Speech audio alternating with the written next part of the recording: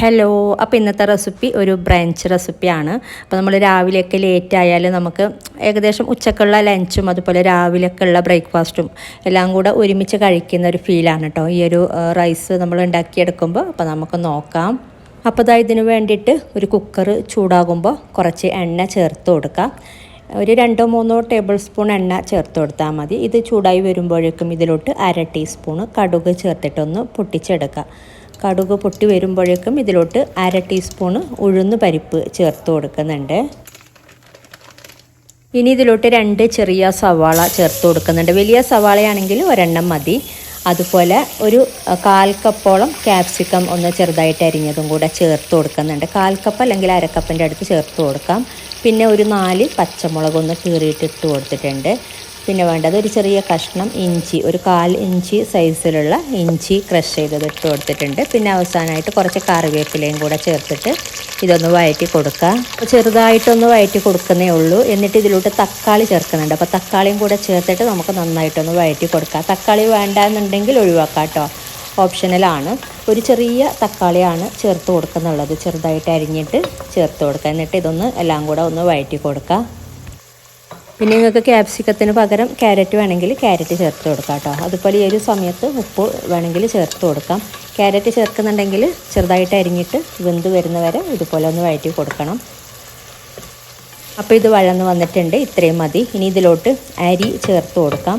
കഴുകി എടുത്തിട്ട് വെള്ളം വാർന്നെടുത്തിട്ടുള്ള അരിയാണ്. 2 കപ്പ് അരിയാണ് കേട്ടോ ഞാൻ എടുത്തിട്ടുള്ളത്. ഈ അരി ചേർത്തിട്ട് ജസ്റ്റ് ഒന്ന് മിക്സ് ചെയ്തെടുക്കുക. ചെറുതായിട്ടൊന്ന് ഈ ഒരു മസാലയിലൊന്ന് വഴറ്റി കൊടുക്കുക.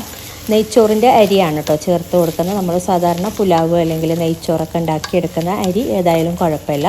അപ്പോൾ ഇത് ചെറുതായിട്ട് ഫ്ലെയിം ഒന്ന് ഈ സമയത്ത് വേണമെങ്കിൽ കുറക്കാം. ഇതുപോലെ ചെറുതായിട്ടൊന്ന് മിക്സ് ചെയ്തിട്ട് ഇതിലോട്ട് നമുക്ക് വെള്ളം ചേർത്ത് കൊടുക്കാം. നല്ല ചൂട് വെള്ളമാണ് ചേർത്ത് കൊടുക്കുന്നുള്ളത്. അപ്പോൾ ലീവുള്ള സമയങ്ങളിലൊക്കെ ഇങ്ങനെ രാവിലെ എണീറ്റ് കിടക്കാറുണ്ട്.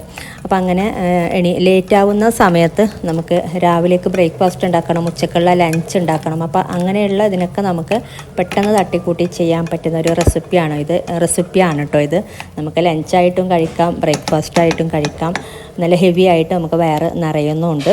ഇതിപ്പോൾ ഇത്രയും മതി. ഇതിലോട്ട് വെള്ളം ചേർത്ത് കൊടുക്കാം. അപ്പോൾ 2 കപ്പ് അരിയല്ലേ എടുത്തത്, 2 കപ്പ് അരിക്ക് 4 കപ്പ് വെള്ളം ചേർത്ത് കൊടുക്കാം. പിന്നെ നല്ല പെട്ടെന്ന് വേവുള്ള അരിയാണെങ്കിൽ കുറച്ചൊരു 1/4 കപ്പ് വെള്ളം കുറക്കാം കേട്ടോ. സാധാരണ നമ്മൾ 2 കപ്പ് അരിക്ക് 4 കപ്പ് വെള്ളം എന്ന രീതിയിലാണ് ചേർത്ത് കൊടുക്കാറുള്ളത്.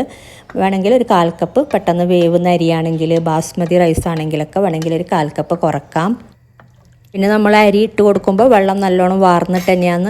അതിലൊട്ടും വെള്ളം ഉണ്ടായിരുന്നില്ല, വാർന്നെടുത്തിട്ടാണ് ഇട്ട് കൊടുത്തിട്ടുള്ളത്. അപ്പോൾ അതും കൂടെ ശ്രദ്ധിക്കുക കേട്ടോ. വെള്ളത്തോട് ഇട്ട് കൊടുക്കുന്നുണ്ടെങ്കിൽ എന്തായാലും വെള്ളത്തിൻ്റെ അളവ് കുറക്കുക. ഇനിയിപ്പോൾ ഇതിലോട്ട് ഉപ്പാണ് ചേർത്ത് കൊടുത്തിട്ടുള്ളത് പാകത്തിനുള്ള.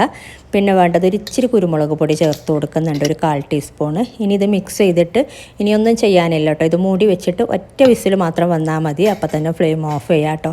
പിന്നെ വേവിനനുസരിച്ച് മാറ്റം വരുത്താൻ നിങ്ങളുടെ ഓരോ കുക്കറിനനുസരിച്ച് വേവിൽ മാറ്റം ഉണ്ടാവും. ഇതിപ്പോൾ ഒരു വിസിൽ വരുമ്പോൾ തന്നെ ഞാൻ ഫ്ലെയിം ഓഫ് ആക്കുന്നുണ്ട്. അപ്പോൾ ഞാൻ ഫ്ലെയിം ഓഫ് ചെയ്തിട്ടുണ്ട്. ഇനിയിപ്പോൾ പ്രഷറൊക്കെ കംപ്ലീറ്റ് പുറത്തെടുത്തിട്ടുണ്ട്. ഇതിൽ തന്നെ വെച്ചുകൊണ്ടിരിക്കരുത്, പ്രഷർ കംപ്ലീറ്റ് പോകാൻ വേണ്ടിയിട്ട് നിൽക്കരുത്. അപ്പോൾ ഓവറായിട്ട് വെന്ത് പോകും. എന്തായാലും ഇതൊരു കുഴഞ്ഞിരിക്കുന്ന പരുവം തന്നെയാണ്. പക്ഷെ നല്ലോണം വെന്ത് പോയാൽ പിന്നെ നമുക്ക് അത്ര ടേസ്റ്റ് ഉണ്ടാവില്ല കഴിക്കാൻ, കുറേ ഓവറായാൽ. ഇതിപ്പോൾ നല്ല പാകത്തിന് തന്നെ ആയിട്ടുണ്ട്. ഒരു കുഴഞ്ഞിരിക്കുന്ന പരുവം തന്നെയാണ്. നല്ല ടേസ്റ്റും ഉണ്ട് കഴിക്കാനായിട്ട്. നമുക്ക് പെട്ടെന്ന് ഉണ്ടാക്കിയെടുക്കാനും പറ്റും. നമുക്ക് രാവിലെ ലേറ്റ് ആയാലൊക്കെ ഇതുപോലെ ഇതിൻ്റെ കൂടെ നമുക്ക് കഴിക്കാനായിട്ട് അല്ലെങ്കിൽ റൈത്ത നല്ല കോമ്പിനേഷനാണ്. അതുപോലെ ചമ്മന്തിയോ അച്ചാറോ എന്തെങ്കിലും സൈഡ് ഡിഷായിട്ട് ഉണ്ടായാൽ മതി. ഒന്നുമില്ലെങ്കിലും കഴിക്കാൻ നല്ല ടേസ്റ്റ് ഉണ്ട്. അപ്പോൾ ട്രൈ ചെയ്യാത്തവർ ട്രൈ ചെയ്യാട്ടെ. ഇനി ഇതിൻ്റെ മുകളിലോട്ട് ഒരു ഇച്ചിരി നെയ്യ് മുകളിലോട്ട് തൂക്കി കൊടുക്കുക. ഓപ്ഷണലാണ്, വേണ്ടെങ്കിൽ ഒഴിവാക്കാം.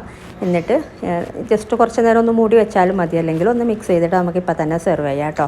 മൂടി വെക്കുന്നുണ്ടെങ്കിൽ പ്രഷർ കുക്കർ മൂട് അങ്ങനെയല്ല, ജസ്റ്റ് ഒന്ന് കുറച്ച് നേരം മൂടി വെക്കുന്ന രീതിയിൽ മൂടി വെച്ചാൽ മതി.